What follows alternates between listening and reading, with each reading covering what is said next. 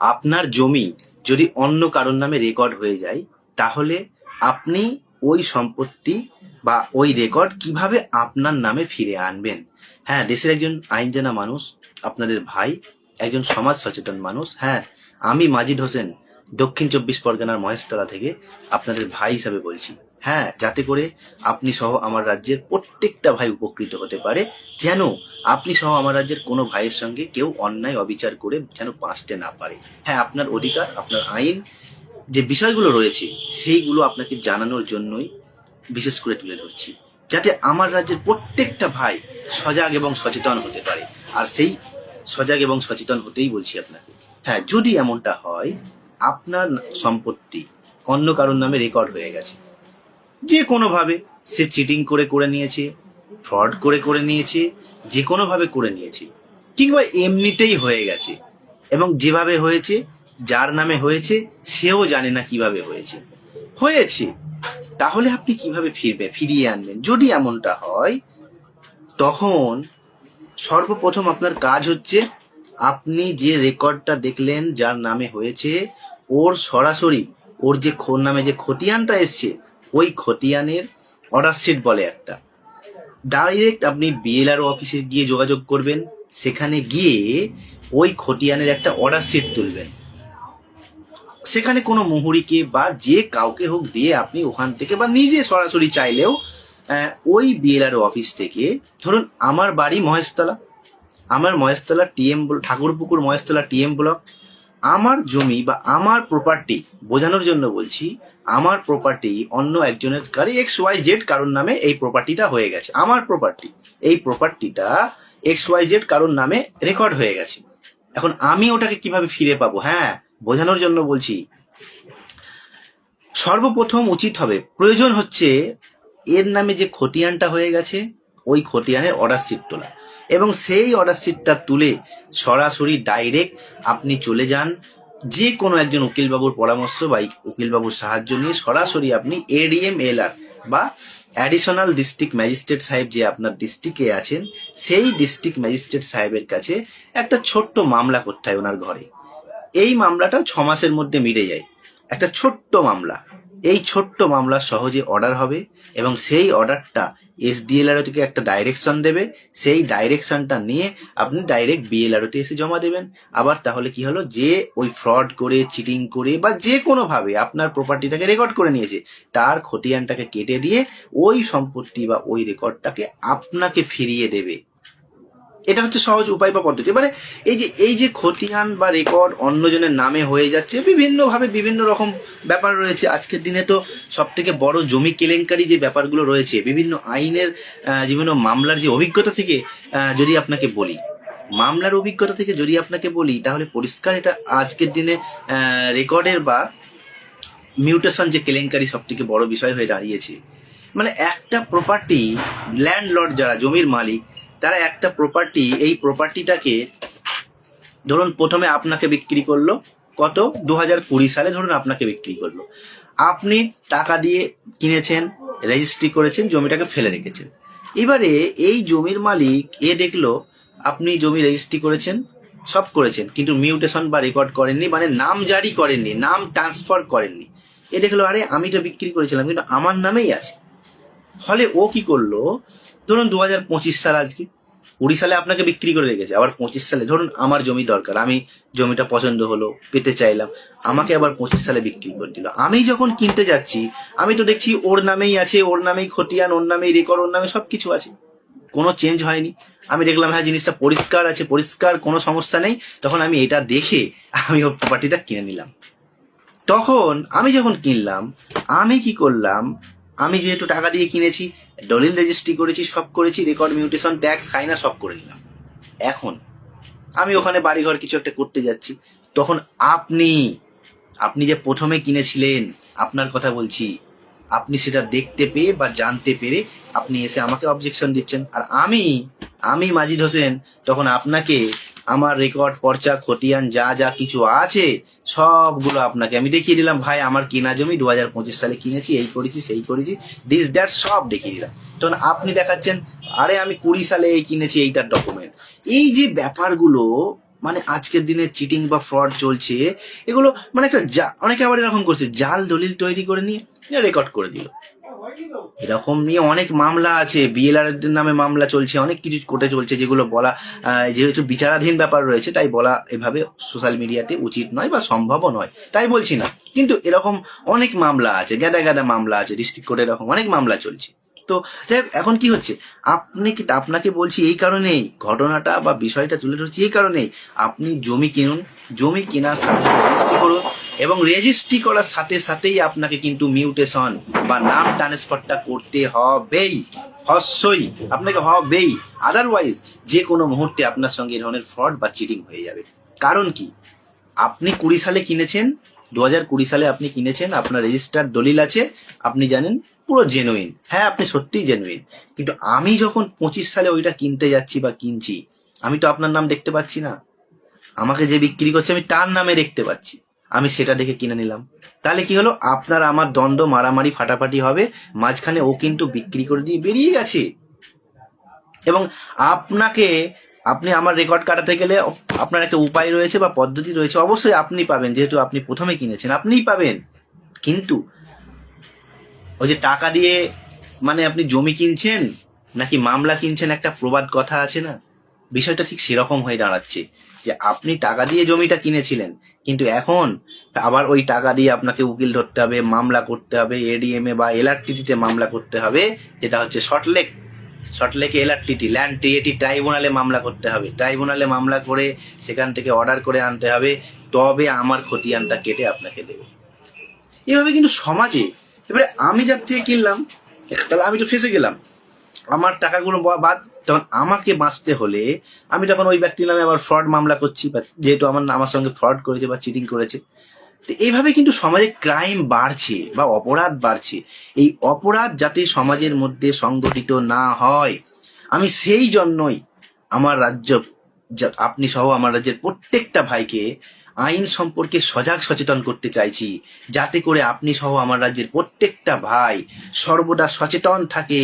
আপনি জমি কিনুন, আপনি প্রপার্টি কিনুন, আপনি ফ্ল্যাট কিনুন, সব কিনুন, রেজিস্ট্রি করুন, সাথে সাথে আপনাকে মিউটেশন করতে হবে, হ্যাঁ করতে হবেই, অবশ্যই। নতুবা আপনার সঙ্গে ফ্রড হবে, আপনার সঙ্গে চিটিং হবে। আপনি জমি কিনছেন না, আপনি মামলা কিনছেন। আপনি জমি কিনলেন, আপনি ফ্ল্যাট কিনলেন, আপনি তার সাথে সাথে মামলা কিনছেন। কারণ বিভিন্ন বিষয়ে আমার রাজ্যের প্রত্যেকটা ভাইকে সর্বদা আমি সচেতন করার জন্য বিভিন্ন বিষয়ের উপরে বার্তা দিয়ে থাকি, বিভিন্ন রকম সমাজ সচেতনমূলক বার্তা দিয়ে থাকি।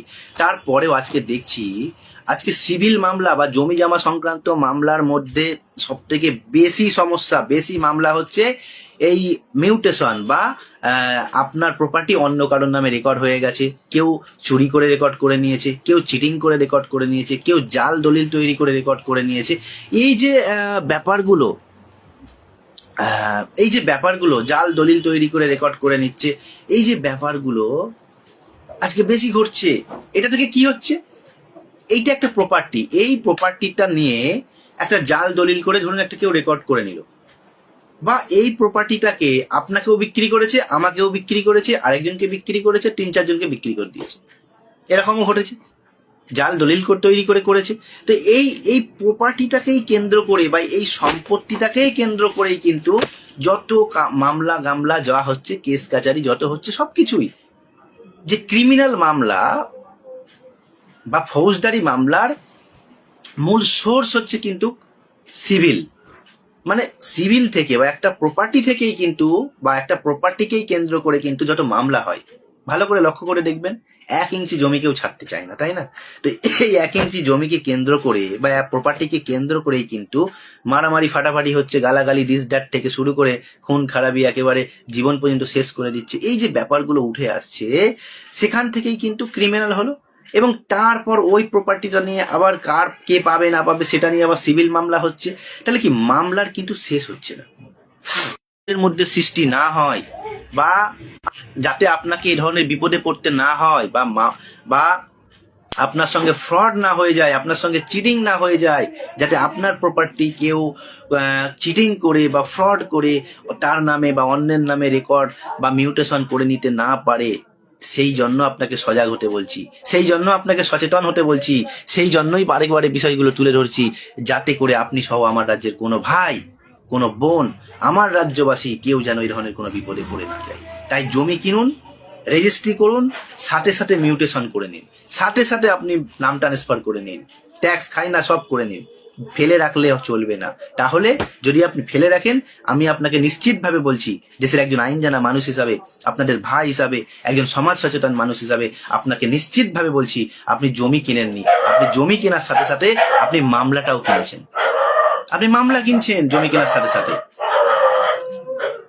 আমার বিভিন্ন এক্সপিরিয়েন্স, অভিজ্ঞতার নিরিখে আপনাকে সচেতন হতে বলছি এবং সচেতন করছি, যাতে আপনি সহ আমার রাজ্যের কোনো ভাই যেন এই ধরনের বিপদে পড়ে না যায়। আরেকটা বিষয় স্পষ্ট করে দিই, যে যদি এভাবে আপনার সম্পত্তি কেউ জাল দলিল করে বা ফ্রড করে যে কোনো ভাবে অন্য কারোর নামে রেকর্ড করে দেয়, বা অন্য কারোর নামে রেকর্ড করে নেয়, বা অন্য কাউকে বিক্রি করে দেয়, এখন কিভাবে আপনি সেটাকে ফিরে পাবেন, বা আপনার নামে কিভাবে রেকর্ড হবে, হ্যাঁ, বা কেউ যদি জোর করে ওটাকে রেকর্ড করার পরে দখলও করে নেয়, কিভাবে আপনি তাকে উচ্ছেদ করবেন, সমস্ত আইনত উপায় পদ্ধতিগুলো ভালো করে জেনে নিন। যদি কেউ এমন জাল দলিল তৈরি করে, ডিসডার যেভাবে হোক, জাল দলিল তৈরি করে কোনোভাবে, বা এক সম্পত্তিকে একাধিকবার বিক্রি করে আরেকজনকে বিক্রি করলো, সে আরেকজনকে বিক্রি করলো, এইভাবে চেন ডিড হেন তেন জগা খিচুড়ি বানিয়ে রেকর্ড করে নিল, তার নামে রেকর্ড হয়ে গেল, আপনি এখন কিভাবে ফিরে পাবেন? হ্যাঁ, যার নামেই রেকর্ড থাক, যার নামেই মিউটেশন থাক, আপনার কাজ হবে ওই রেকর্ডটা বা ওই মিউটেশনটা যে হয়েছে, তার নামে যে খতিয়ান নাম্বারটা এসছে, ওই খতিয়ান নাম্বারটাকে ধরে আপনার যে লোকাল বিএলআরও অফিস আছে, ব্লক ল্যান্ড যে আপনার ডিপার্টমেন্টের যে অফিসটা রয়েছে, BLNLRO অফিসটা রয়েছে, সেখানে কোনো একজনকে দিয়ে, আপনার যে কোনো উকিলবাবুকে দিয়ে, যাকে ভালো লাগে, যে কোনো একজন উকিলবাবুকে দিয়ে, আপনার যাকে ভালো লাগে, আপনার লোকালে হতে পারে, যে কেউ হতে পারে, তাকে দিয়ে বা তার পরামর্শ অনুযায়ী ওখান থেকে ওই খতিয়ানের একটা অর্ডার শিট তুলতে হয়।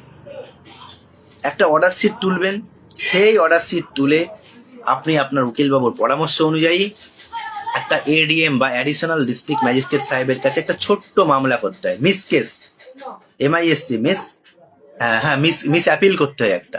এই মিস অ্যাপিল যেটা করতে হয়, সেই মিস অ্যাপিলটা করার ফলে এই মামলাটা বেশি দিন চলে না, খুব বেশি হলে 6 মাস থেকে 1 বছর, এবং 6 মাস থেকে 1 বছরের মধ্যে ওই মামলার একটা অর্ডার হবে।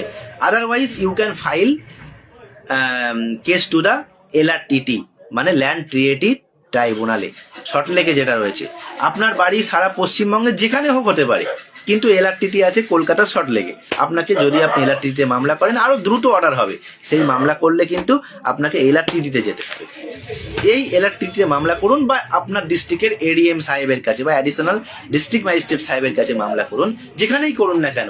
এখান থেকে এইগুলো মামলাগুলো খুব ছোট্ট মামলা, এবং দ্রুত এখানে মামলার অর্ডার হয়, দ্রুত জাজমেন্ট পাওয়া যায়, এবং সেই অর্ডারটা সেখান থেকে পেলে, জাজমেন্ট বলতে এখানে যেটা হয়, আমাদের এক্সপিরিয়েন্স থেকে বলছি, যেখানে যে অর্ডারটা দেওয়া হয় সেটা হচ্ছে SDLRO কে একটা ডিরেকশন দেয়, এবং SDLRO সেই ডিরেকশন অনুযায়ী হিয়ারিং করে একটা অর্ডার দেয়। সেই অর্ডারটা নিয়ে আপনি যখন আপনার BLRO অফিসে গিয়ে জমা দেবেন, জমা দিলে আপনার যে প্রপার্টিটা যে চিটিং করে বা ফ্রড করে বা চিটিং জাল কোনো দলিল তৈরি করে যে রেকর্ড করে নিয়েছিল, তার রেকর্ডটাকে কেটে বা তার খতিয়ানটাকে কেটে দেবে, এবং কেটে ওই প্রপার্টিটাকে আপনার নামে ট্রান্সফার করে দেবে। খুব সহজ, খুব ইজি। তাই আপনাকে ভয় পাওয়ার কিছু নেই। কেউ আপনার প্রপার্টি নিয়ে নিল, আপনার প্রপার্টি চিটিং করে বা জাল দলিল করে সেটার নামে রেকর্ড করে নিল বা নিয়ে নিল, মানে আপনার সব চলে গেল, আপনার হারিয়ে গেল না। ভয় পাবেন না, আইন সম্পর্কে আপনি সজাগ হন, সচেতন হন। সেই জন্যই বিষয়গুলো বারে বারে তুলে ধরছি, কারণ আপনি আমার ভাই, আপনাকে ভাই হিসেবে ভালোবাসি। সেই ভালোবাসার জায়গা থেকে বলছি, যাতে আপনি সহ আমার রাজ্যের প্রত্যেকটা ভাই উপকৃত হতে পারে। আরে আপনি আমার ভাই, আপনাকে ভালোবাসি, আপনি বিপদে পড়বেন, আর আমি দেশের একজন আইন জানা মানুষ, আপনার সমাজ থেকে উঠে আসা দেশের একজন আইন জানা মানুষ, আমি চুপ করে বসে থাকবো, এটা কখনো হতে পারে না, কখনো আমার পক্ষে কাম্য নয়। সেই জন্যই আপনাকে সজাগ হতে বলছি, আপনাকে সচেতন হতে বলছি, সেই জন্যই বারে বারে বিষয়টা তুলে ধরছি। একইভাবে অনেকে দেখা গেল কি, ওই প্রপার্টিটা হয়তো নামে করে নিয়েছে চিটিং করে বা কোনোভাবে জাল দলিল করে বা ফ্রড করে, যে কোনোভাবে তার নামে করে নিয়েছে। এই নামে করে নেওয়ার পরে ও ইভেন গায়ের জোরে বা টাকার জোরে, প্রশাসনের জোরে, পার্টির জোরে দিস দ্যাট করে দখলও করে নিয়েছে, তাহলে কি আর পাবে?